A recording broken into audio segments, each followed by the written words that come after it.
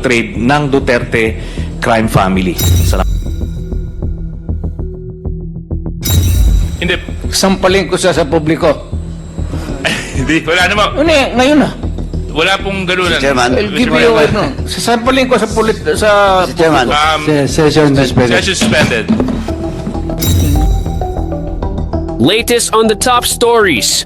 Tila uminit ang mga tagpo sa Quadcom hearing sa gitna ng harapan ni dating Pangulong Rodrigo Duterte at Antonio Trillanes. Sa pagdinig, tinanong ng isa sa mga miyembro ng Quadcom kung ayos lang si Duterte sa pagpirma ng bank waiver para mabuksan ng publiko ang kanyang mga bank account. Matatanda ang inakusahan ni Trillanes si Duterte na mayroong milyon-milyong piso sa kanyang mga bank account na nakuha umano niya sa mga illegal na aktibidad. Makikitang sinisigawan ni Duterte si Trillanes, hinahawakan ang kanyang mic at sininyasan na ihagis ito sa dating mambabatas. Makikita rin si De Lima na sinusubukang patahimikin ang kanyang kalaban sa politika. Panoorin ang buong video kung paano muntik nang hampasin ni former President Rodrigo Duterte si Trillanes. Bago mo panoorin ang video, please subscribe Top Stories Philippines for more updates. Mr. President, Yes, Your Honor.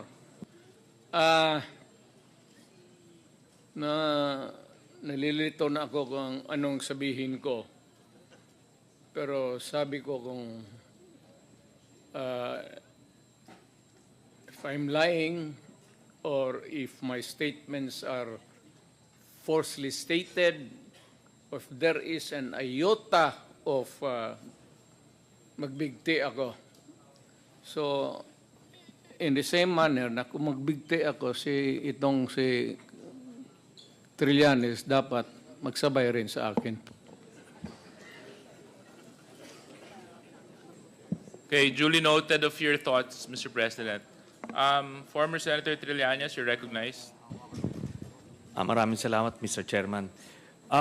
Ito pong dokumentong ito po yung naging basis ko nung plunder case na final ko kay Duterte noong 2016. At ito po ay inimbestigahan ng Ombudsman at ang Deputy Ombudsman Arthur Carandang, and I think the Quadcom can invite him.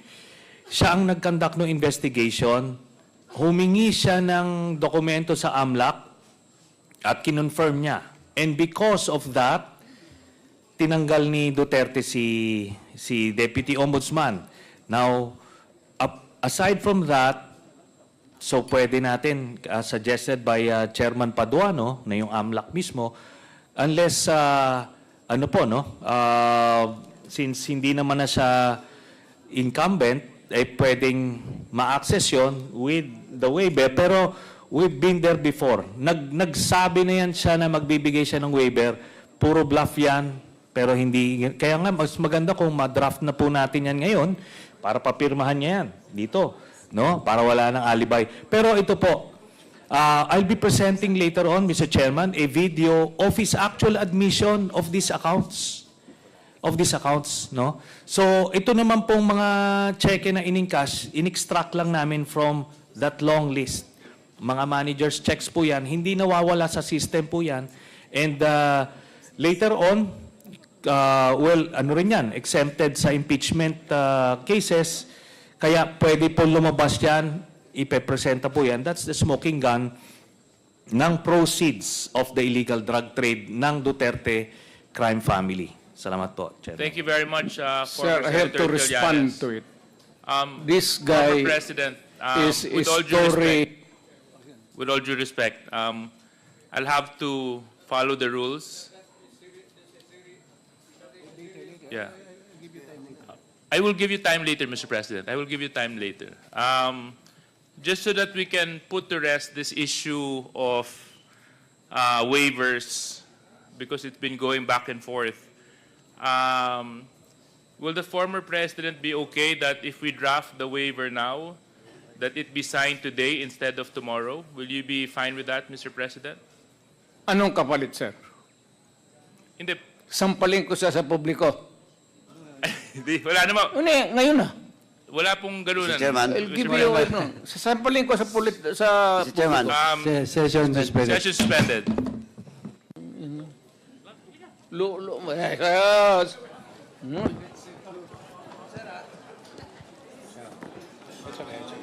Sabi